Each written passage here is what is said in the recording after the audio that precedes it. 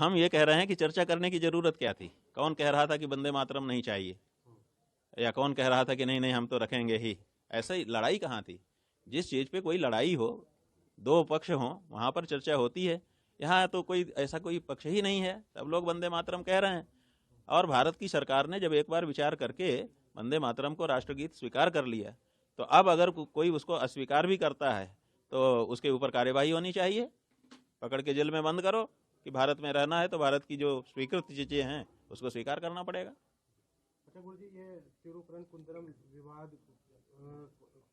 को तमिलनाडु में ही हिंदुओं की ताकत के आधार पर सुलझाया जा सकता है, ऐसा मोहन भागवत जी ने कहा है, आप कैसे देखते हैं? अब भाई सुलझाया जाता है तो सुलझा देना। कहते हैं कि सुलझाया जा सकता है, हाय हाय हाय हाय हाय, सुलझाया जा सकता है तो आप सुलझाइए ना। आपके पास तो इतनी बड़ी ताकत है, आपके पास इतनी बड़ी, पूरे कहते हैं कि पूरे विश्व में सबसे बड़ा संगठन हम हैं, आप सुलझा दीजिए। सुलझा ही देना चाहिए, प्रतीक्षा क्यों करनी चाहिए कि सुलझाया जा सकता है? सुलझाइए, आगे आइए, सुलझा करके दिखा गई है। विवाद नहीं चाहिए हमको। ये हम गाय को संसद में प्रवेश कराने के लिए लेके जा रहे हैं, निकलिए 1000 लोग, 500 लोग, लीजिए गाय को हाथ में कि हम संसद में ले जाएंगे। जब गाय प्रत्यक्ष है तो मूर्ति क्यों गई? मूर्ति उसकी जाएगी जो प्रत्यक्ष ना हो। गाय को प्रवेश कराइए वहां, हम कहाँ मना कर रहे हैं, लेकिन आप केवल मूर्ति ले जाते हो और बाहर वो उसको काटने के लिए आप सुविधा कर देते हो। ये दुरंगी क्यों चल रही है? तो इसलिए गाय, कल गुरुग्राम में घटना घटी, वहाँ एक लड़का जो है वो मोमोज खा रहा था और नॉनवेज के अंदर गाय निकली, उसने माफी मांग लिया। बहुत अच्छा लगा जी। शीतकालीन 4 धाम यात्रा में भी इतना आह्लाद हुआ, इतना आध्यात्मिक आनंद आया कि कह नहीं सकते हैं। इसलिए ग्रीष्मकालीन और शीतकालीन, अब ये शब्द का मायने नहीं रह गया, हम समझते हैं। अब तो 12 महीने हमारी यात्रा चल रही है और ग्रीष्मकालीन में ग्रीष्मकालीन स्थान में जाके दर्शन पूजन करते हैं, शीतकालीन में शीतकालीन स्थान में जाके दर्शन पूजन करते हैं। भगवान वही हैं, उनकी यात्रा का पुण्य वही है, आशीर्वाद वही है।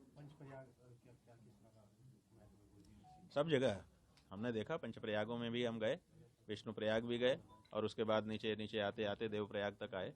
सब जगह जो हमारे नदियों की धारा है वो कल कल छल छल करते हुए हमारे पापों को धोने के लिए और हमको पुण्य प्रदान करने के लिए बह रही है, हमारी जीवन दायिनी है। इसका अनुभव हुआ कई बार, कई मौक़ों पर इस यात्रा के दौरान हम लोग भागीरथी के किनारे, अलकनंदा के किनारे, जहाँ जहाँ मौका मिला बैठ करके तरंगों को निहारा। उस आनंद का क्या वर्णन करें, बहुत आनंद आया। मुख्यमंत्री क्या, ऐसा है कि सरकार की व्यवस्था तो हमको अच्छी दिखाई दी।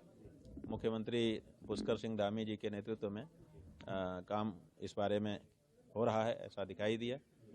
हम लोग जब यात्रा में गए तो हम लोगों ने देखा कि यात्रा स्थलों में साफ सफाई है, रास्ते लगभग ठीक हैं, काम कई जगहों पर पुल आदि का चल रहा है। हमारे यात्रा के साथ एम्बुलेंस निरंतर चलती रही। सीएमओ और दूसरे अधिकारी आकर के पूछते रहे किसी यात्री को कोई कठिनाई तो नहीं है। हमको लोगों ने बताया कि जो सरकारी गेस्ट हाउस हैं, रुकने के संस्थान हैं, उसमें भी उन्होंने इस यात्रा में आने वाले लोगों के लिए कुछ छूट भी रखी हुई है और पंडा पुरोहित भी सन्नद्ध दिखाई दिए। अच्छा वातावरण था। ज़्यादा श्रद्धालु यात्रा पर आएंगे भाई ये तो जैसे जैसे लोगों को पता चलेगा आएंगे। लोग तो आना चाहते हैं, लेकिन अखबारों की हेडलाइन हो जाती थी पट बंद, तो लोग समझते थे बंद है तो इसीलिए नहीं आते थे। आप लोग जब ये बताएंगे कि नहीं यात्रा हो रही है, केवल ग्रीष्मकाल और शीतकालीन स्थान का भेद है, लेकिन स्थान के भेद होने से कोई फर्क नहीं पड़ता है, क्योंकि चाहे गैरसैंण में आप बिल पास करो, चाहे देहरादून में करो, विधानसभा तो वही है। उसी तरह से भगवान तो वही है, चाहे वो ग्रीष्मकालीन स्थान में पूजे जाएं, चाहे शीतकालीन स्थान में पूजे जाएं। इसलिए भगवान वही हैं, पूजा वही है, आशीर्वाद वही है और पुण्य वही है। सरकार दे रही है बढ़ावा। जो हमने देखा कि शीतकालीन यात्रा को बढ़ावा देने का उपक्रम हो रहा है, 2-3 जगह पे हमको बैनर भी लगे दिखाई दिए और अधिकारी और दूसरे लोग सनद दिखाई दिए, और लोगों ने बताया कि पुष्कर सिंह धामी जी की ओर से हमें निर्देश है कि हम इस यात्रा में यात्रियों के लिए जो सुविधा हो सके करें। तो इसका मतलब है कि सरकार इसमें इनिशिएटिव ले रही है। इससे आप तर गए, इससे भारत का क्या फ़ायदा हो गया? यूनेस्को में जो कुछ दर्ज होगा तब भारत का गौरव बढ़ेगा। ये जो प्रवृत्ति है ये भारत के सम्मान के विपरीत है, ऐसा हम मानते हैं।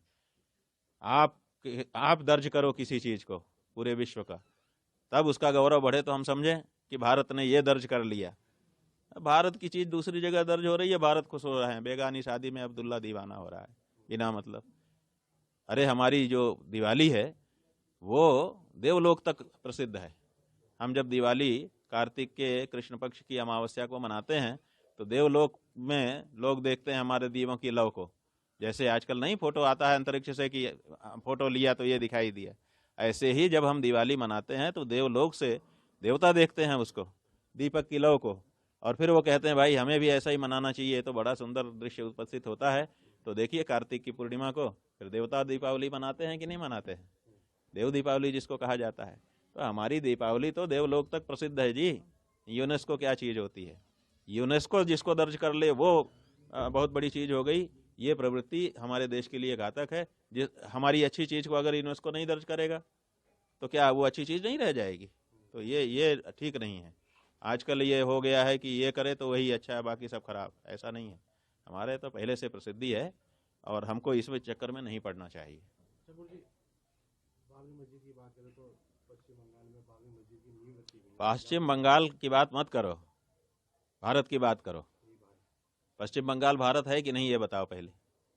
अगर भारत है तो भारत में बाबर के नाम की कोई चीज अब नहीं चाहिए हमको। अगर कोई कहता है कि नहीं हम बाबर के नाम से यहाँ रहना चाहते हैं तो बाबर अब यहाँ नहीं रह सकता, और बाबर से जुड़ा हुआ व्यक्ति भी अब हमको बाबर दिखाई देता है। इसलिए बाबर से कृपया इस देश में रहने वाले अपने को ना जोड़ें, अत्याचारी के आक्रमणकारी के साथ अपने को ना जोड़ें, अपने को किसी अच्छी चीज से जोड़िए। बाबर से जोड़ करके आप क्या सिद्ध करना चाहते हो? बर्बरता आप भी करना चाहते हो? अरे ठीक है, बाबर के समय में हम लोग असावधान थे तो बाबर सफल हो गया। अब वो परिस्थिति नहीं है, इसलिए अब बाबर से जो जुड़ेगा अब उसकी दूसरी गति होगी। ये ठीक नहीं है। नींव रखी गई है गुरुजी। अरे नींव रखने से क्या होता है, बनाए तो।